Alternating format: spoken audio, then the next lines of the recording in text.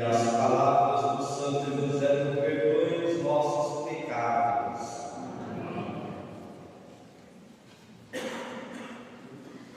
Prezados seminaristas, estimados filhos e filhas que aqui se encontram na Igreja Matriz Nossa Senhora de Fátima, queridos internautas que nos acompanham na homilia dominical, neste domingo, a Igreja inicia a 33ª semana do tempo comum. Estamos caminhando para o término do calendário litúrgico da Igreja, do ano litúrgico da Igreja, pois no próximo domingo, na próxima semana, estaremos na última semana do ano litúrgico, celebrando a festa de Cristo Rei do Universo. Por isso, as leituras deste domingo já nos colocam em sintonia com as festividades que se aproximam. Mas antes de meditarmos as leituras, gostaria de ressaltar que neste 33º domingo do tempo comum, o nosso Papa Francisco institui o domingo, o dia dos pobres. Quando o Papa exorta a Igreja, chamando-a a celebrar o dia dos pobres, a primeira coisa que nós precisamos saber é que não tem nada a ver com o comunismo. Pois às vezes falar de pobre para alguns é sinal de comunismo. O Papa exorta a Igreja, o mundo, a cada um de nós, a olharmos para a realidade que existe, pois no mundo há muita pobreza.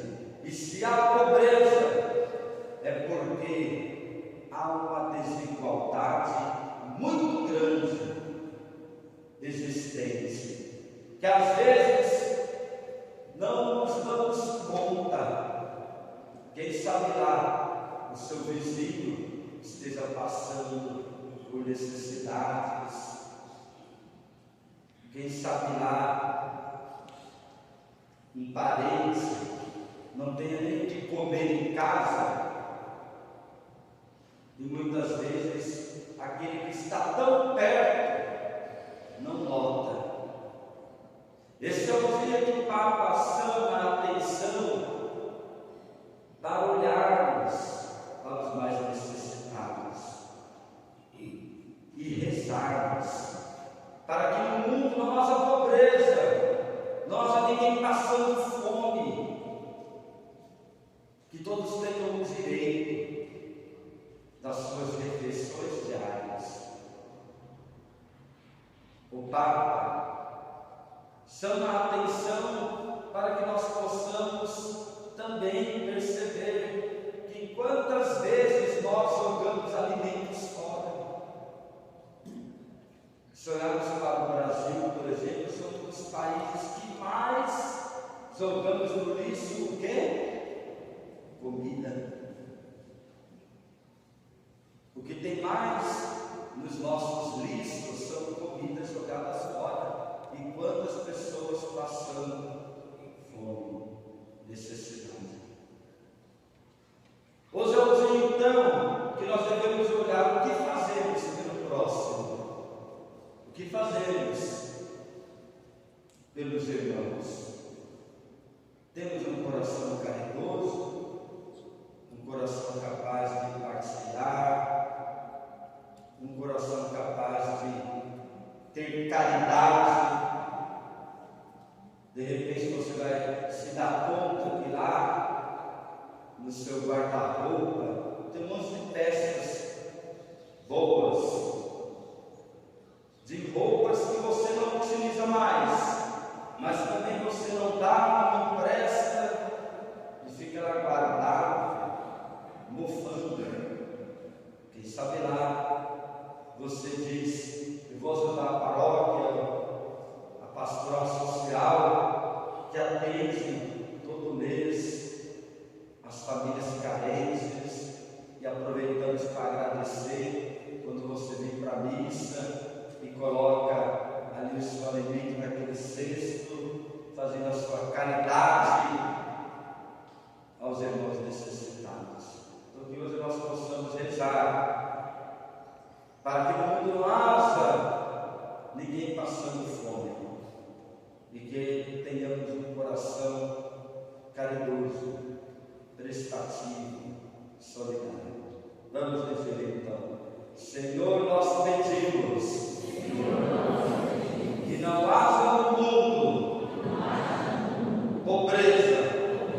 Senhor, nós pedimos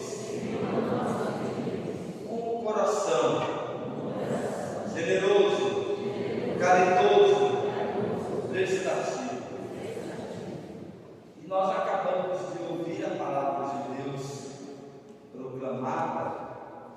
Os textos desse dia nos convidam a olharmos para o fim dos tempos. O Senhor nos recorda, o evangelista Lucas vai falar a respeito do fim dos tempos. Mas é preciso entender que a linguagem que Jesus utiliza no texto sagrado é uma linguagem chamada apocalíptica. E o que é uma linguagem apocalíptica? É uma linguagem utilizada com codificações. O Senhor fala por meio de códigos. E o que o Senhor vem dizer nesse domingo é que estejamos atentos com o fim dos tempos. Quando falamos de fim dos tempos, a primeira coisa que nós precisamos tirar dos nossos pensamentos é o fim do sentido de destruição. Alguém, quando lê uma literatura apocalíptica, fica meio receoso, fica meio apavorado, fica um pouco com medo, porque interpreta a situação como destruição. Jesus não está falando de destruição. Ele não está dizendo que haverá uma catástrofe imensa e tudo vai acabar, será destruído e não existirá nada. O Senhor diz a respeito do fim, entendido como finalidade. O fim que Jesus fala não é o fim de destruição, é o fim de finalidade. E o que é esta finalidade, Padre? Jesus quer dizer que tudo neste mundo terá um fim. E quem é o fim de todas as coisas? É Ele. Tudo terminará, terá um fim em Jesus Cristo. Tudo terá um fim no nosso Senhor. Nossa vida terá um fim no Senhor. O mundo terá um fim no Senhor. Então Ele está dizendo para nós que tudo que existe neste mundo, que vemos como maldade, terá um fim. O que será destruído então é a maldade do mundo, não as pessoas. São os males presentes. Tudo isso será destruído e a nossa vida terá um fim em quem? Em Jesus Cristo. Assim então, temos o quê? De tomar cuidado. Por isso Ele nos dá o alerta, chama-nos a atenção, para que estejamos atentos a respeito do fim último de todas as coisas. Ô Padre, mas quando será o fim? Quando acontecerá? Jesus nos diz que o fim último de todas as coisas, ninguém sabe o dia e nem a hora, ninguém sabe. Nem mesmo o filho, ninguém sabe. Nem Nossa Senhora sabe quando será o fim último. Pois o Pai revelará quando será o fim último. A nós cabe o que então, Pai? A nós não cabe ficarmos interpretando se será hoje ou amanhã, ou daqui a um mês, ou daqui a um ano, daqui a 10 anos, ou a 1000 anos. Resta-nos o que? Ter esperança. Saber esperar, porque tudo terminará com um encontro definitivo com o nosso Senhor Jesus Cristo. A nossa vida terminará no encontro definitivo com Ele. O que nos diz então o Senhor? Que nós não saberemos o dia nem a hora. Por isso precisamos então o quê? Estar atentos, vigilantes, nos prepararmos para que quando tudo isso acontecer, não sejamos pegos de surpresa, mas estejamos preparados. Vamos erguer as mãos ao céu e vamos dizer assim então: eu preciso estar preparado para o encontro com o Senhor. A certeza que nós temos então é que haverá o nosso encontro com Deus. E se não sabemos o dia nem a hora, Jesus diz aqui que estejamos atentos aos sinais. E Ele coloca no Evangelho a atenção que nós temos que ter. Veja, Ele utiliza a imagem do templo para dizer: mas nem o templo ficará de pé quando o fim acontecer. O que ele está querendo dizer? As pessoas eram também apegadas ao templo naquele tempo. Ficavam admiradas com a beleza do templo, com a ornamentação do templo,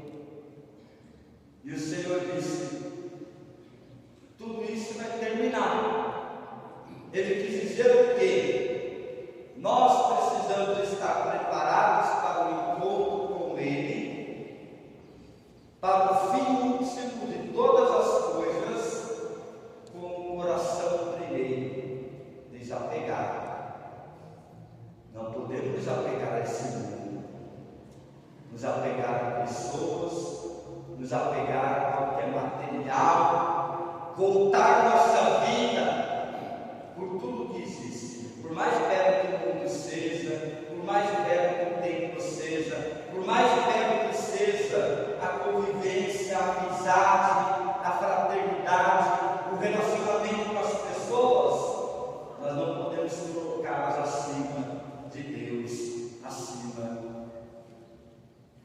de tudo. O Senhor diz então que tudo que existe neste mundo vai ter um fim.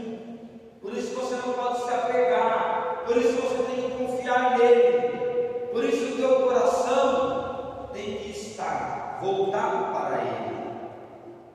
Pois tudo neste mundo que acontece passa, tudo no mundo vai ter um fim. Tudo no mundo passará, inclusive a nossa vida. Passamos pelo mundo. Então, a primeira coisa é não ser apegado, não estar apegado a nada desse mundo. Segunda coisa que o Senhor diz: cuidado para não ser enganado, porque aparecerão falsos profetas, aparecerão situações, aparecerão muitas coisas se colocando como mensageiros de Deus, tentando falar em nome de Deus, tentando levar os cristãos e as pessoas para um caminho que não é de Deus, se passando por cristãos, se passando a favor dos mandamentos do Senhor, se passando em nome de Deus. Então tomemos cuidado.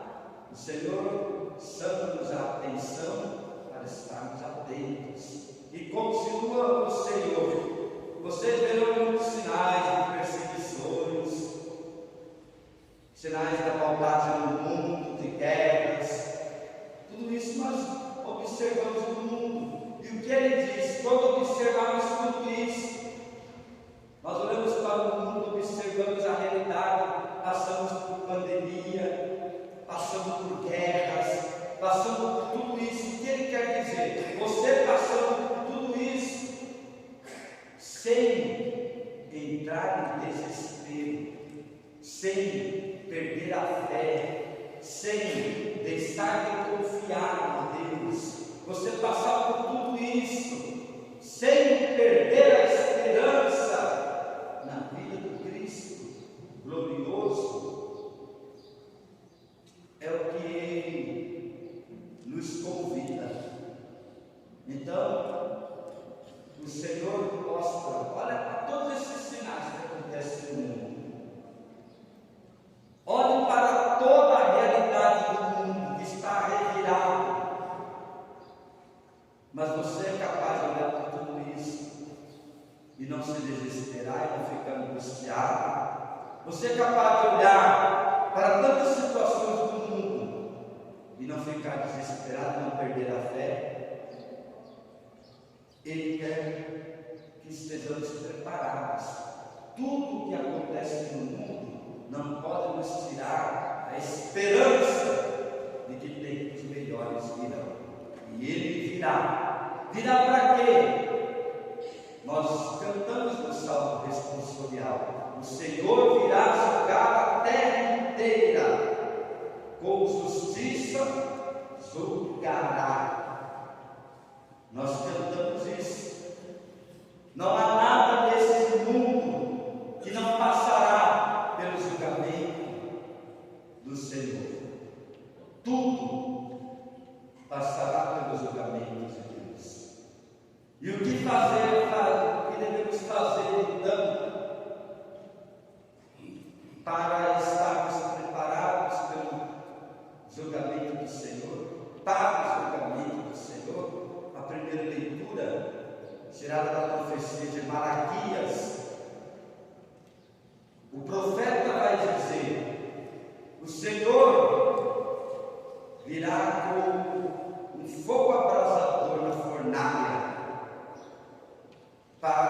esvaziar toda a maldade. E como nós devemos então estar? Precisamos estar longe, primeiro aqui, da soberba. Nos preparamos para a vida gloriosa do Senhor, para o julgamento final, nos livrando da soberba. Não deixar a soberba tomar conta. E o que é a soberba? É aquela pessoa que se coloca acima de tudo, acima de todos, aquela pessoa que é prepotente, arrogante. Quem tem isso no coração tem que tomar cuidado. E o Senhor diz: tomar cuidado com os ímpios. O que é o ímpio? É aquele que age sem piedade, são as pessoas impiedosas, aquela pessoa que vive num mundo sem Deus, sem fé, sem confiança, sem esperança. Tomar cuidado com a impiedade, as pessoas impiedosas, porque a certeza que temos é que vamos encontrar o Senhor. Mas vamos encontrar o Senhor sem dessas coisas? Ou vamos nos esvaziar de tudo isso? O tempo que temos de vida é para nos esvaziarmos de tudo aquilo que não é de Deus e nos enchermos da sua graça, da sua presença. Hoje a palavra é um convite, é um alerta a todos nós que cremos na vida do Senhor. E se cremos, então vamos nos preparar, pois Ele virá mais cedo ou mais tarde, acontecerá. Hoje está mais perto do que ontem, e amanhã estará mais perto do que hoje, pois cremos que o Cristo vem gloriosamente restaurar este mundo. Louco